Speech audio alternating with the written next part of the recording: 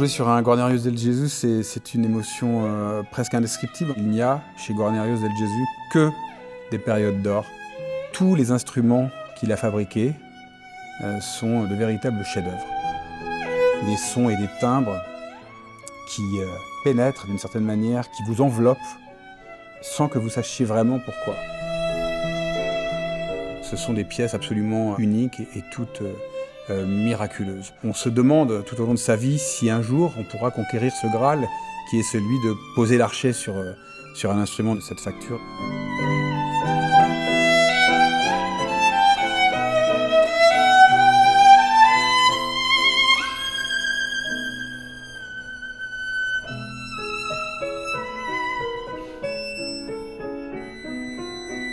Il y a évidemment dans ces instruments-là quelque chose de très particulier qui est que quand on a la chance d'en être le dépositaire, on a conscience qu'on n'est qu'un relais en quelque sorte, puisqu'on sait qu'il a été joué avant et qu'il nous survivra pendant des siècles et des siècles.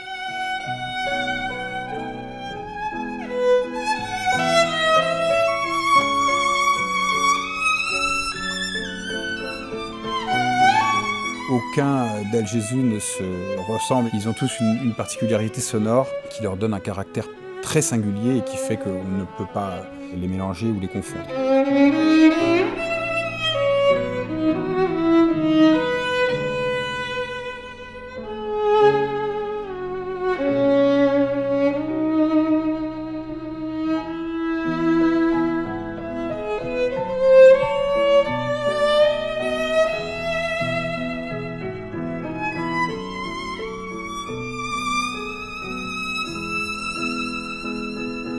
Ces instruments-là, à eux seuls, ont la capacité de remplir une salle de concert. Il sait se montrer intimiste quand il le faut et plus puissant que n'importe quel autre instrument.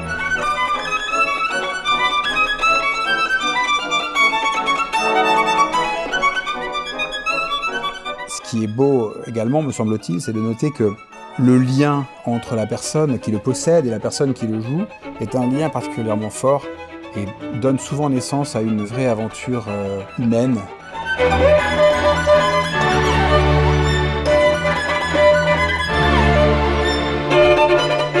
Dans les temps plus anciens, Paganini a joué des instruments de Guarnerius del Gesù, Eugène Ysaÿe, et puis plus récemment de grands violonistes, Isaac Stern, Itzhak Perlman, Yehudi Menuhin.